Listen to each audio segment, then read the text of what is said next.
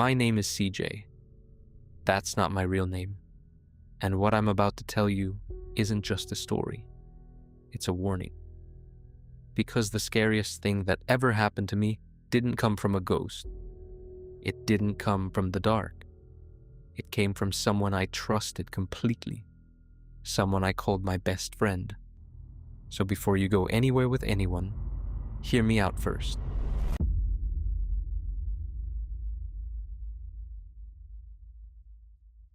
I work at a BPO company here in Manila. Quiet, dependable, mostly invisible. And that's exactly how I liked it. I don't have any set of friends. I never really did. If you go back far enough, there's a reason for that.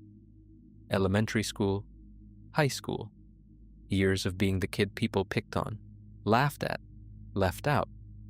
By the time I got to college, I had already decided people weren't worth the trouble. Even at home, it wasn't much better. My father and brother were always caught up in the family business. Antiques, rare items, buyers who flew in from all over. I played a small role in it.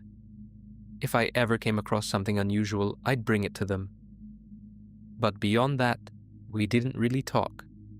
So when I landed that job in Manila, I wasn't exactly looking to make friends. But then, Mark. He sat to my left. Quiet, like me. 24 years old, like me. And somehow, without either of us trying too hard, we became close. Really close. There was also Maggie on my right. Warm, family-oriented, the kind of person who makes a workspace feel like home. The three of us started eating together after shifts, visiting each other's places on weekends. For the first time in a long time, I didn't feel so alone. Maggie invited us to her kid's first birthday. Honestly, I almost said no. Parties aren't really my thing. Crowds, noise, forced conversations. Not exactly my comfort zone. But I went. And somewhere between the games and the food and the laughter, something loosened in me. Mark noticed. "This is the first time I've seen you laugh," he said. "You actually know how to socialize." I told him I just didn't want to ruin the birthday. He laughed and said, "Come to our fiesta, back in our province. I'll cover everything. It'll be fun." A fiesta in the Philippines is a vibrant, Spanish-origin annual celebration honoring a town's patron saint or important milestones. Now here's the thing I should have paid more attention to at the time. The fiesta wasn't until December, and it was only June. Why invite someone 6 months ahead? I brushed it off. Mark was excited, enthusiastic, the kind of excited that, in the moment, just feels like genuine warmth. But looking back now, it felt less like excitement and more like planning. As the months went on, Mark and I grew closer. He might have been the first person I ever genuinely called a best friend. One evening, he had me over for drinks at his place. The moment I walked in, I noticed it. A smell. Not cigarettes, not food, not the usual bachelor apartment funk. It was animal. Raw, like a wet dog. One that hadn't been bathed in weeks. It clung to the air, to the furniture, to the walls. I endured it. We drank. We talked. Mark told me he'd always been alone growing up, that his family back in the province only seemed happy when he came home with gifts. I told him about my family, the antique business, my father and brother, how we mostly just existed near each other. And then I had to use the bathroom. Mark pointed me toward the comfort room, down through the kitchen. The closer I got, the worse the smell became. It shifted from animal to something else. Rot. Old, deep, heavy rot. I stopped walking. The smell was coming from the refrigerator. It was running. I could hear it humming. I reached for the handle. Before I could open it, Mark's hand grabbed my arm. Hard. Not a hey-wrong door kind of grip. Tight. Almost painful. "Hey man, since when was the ref a bathroom door?" I laughed it off, told him I smelled something rotten. He said the fridge has been flooded this past rainy season. Food spoiled, mud got in, he hadn't cleaned it yet. Fine. Okay, sure. But on the ride home, I kept thinking about it. If the fridge was flooded with spoiled food, why was it still plugged in and humming? You don't keep a refrigerator running if there's nothing in it worth keeping cold. December came. A few days before the fiesta, Mark reminded me. I bought some gifts. Mark covered the flights. We agreed to meet at the airport 2 hours before departure. When I arrived, Mark was already there, waiting. And that's when he told me I was the only one coming. Maggie had a family thing. The others had their own plans. It would just be the two of us. I hesitated. Something in my chest tightened. But I was already there. Bags packed. Mark was smiling. It'll still be fun, he said. Come on. So I pushed through. We landed in the province. I won't name it. A van driven by his cousin picked us up. Mark and his cousin were chatting, laughing, catching up the way people do when they haven't seen each other in a while. I smiled and said, "Wow, you really missed each other." His cousin turned around to answer me. And the voice that came out wasn't right. It was low, guttural, unnaturally deep, like something was wrong with his throat, or like whatever was speaking didn't quite know how a human voice worked. May bisita kasi. Meaning, it's because we have a guest. Mark immediately stopped laughing, just stared at his cousin. His cousin grabbed his own throat, coughed, and repeated it in a normal voice. We don't get visitors often, especially from Manila. I told myself he just choked on something, but I was already watching more carefully. The drive was long. Civilization thinned out, then disappeared. At a small town, a market, a few stores, a police station, we stopped for supplies. Mark told me to buy anything I might need. There's no nearby stores where we are going. I asked how far. He said we'd walk from there, through the forest. About 30 minutes. He'd carry my bags. I remember a police officer at the edge of the town, just standing there, watching us as we entered the tree line, watching me specifically. I thought about calling out to him. I didn't. The path through the forest was wide. The trees are enormous. I tried to appreciate it. First time I'd ever done anything like this. But there was something in my chest that wouldn't let me relax. A low, quiet alarm, going off with every step. When we arrived, Mark's relatives came out to meet us, and every single one of them stared at me like they had been waiting. The place was small, maybe 10 houses, deep in the forest. Almost everyone there was related to Mark. He brought me to an empty house at the edge of the settlement. A guest house, he said. Told me to rest. He'd knock when dinner is ready. When he came back for me that evening and walked me to his family's house, I smelled it again. That animal odor. The same one from his apartment in Manila. Only here. There was nothing containing it. His grandfather, father, mother, 2 sisters, all silent, all staring at me as I walked in. I greeted them, handed over the gifts. They seemed pleased. The food was generous, impressive even. The liquor was expensive. Mark's grandfather talked about their life there, how they had moved around a lot, how city people had never treated them fairly, how they preferred to stay hidden here among their own. I was getting drunk, loosening up. The grandfather laughed at my jokes. Mark's father, who had been quiet all night, was finally warming up to me.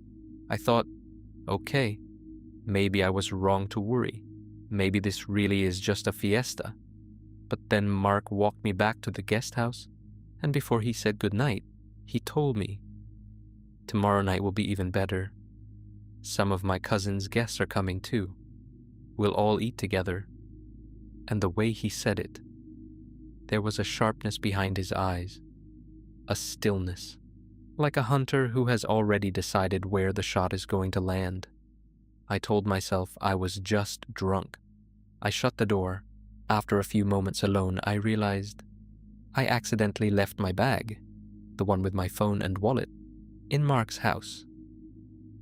Without it, I couldn't do anything. I had to go back.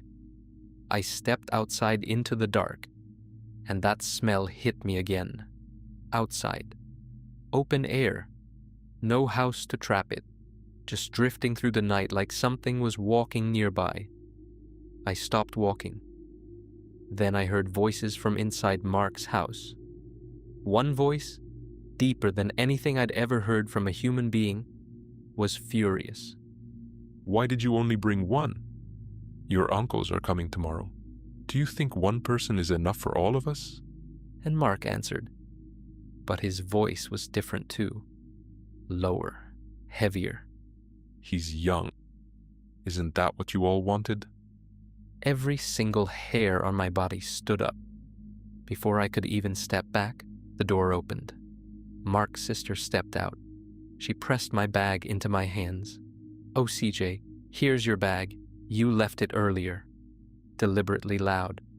Too loud, like she was performing normalcy for whoever was listening inside. Mark stepped out behind her. "Hey, sorry about that. Come on, let me walk you back. Don't come outside anymore tonight. There are wild animals out here. You could get hurt." I nodded. I smiled. And the moment he closed my door and walked away, I sat down on the floor, heart pounding, and I made my decision. I left my luggage. I took my phone and my wallet. That's it. I didn't go out the front door. I climbed through the bathroom window at the back of the house and I ran.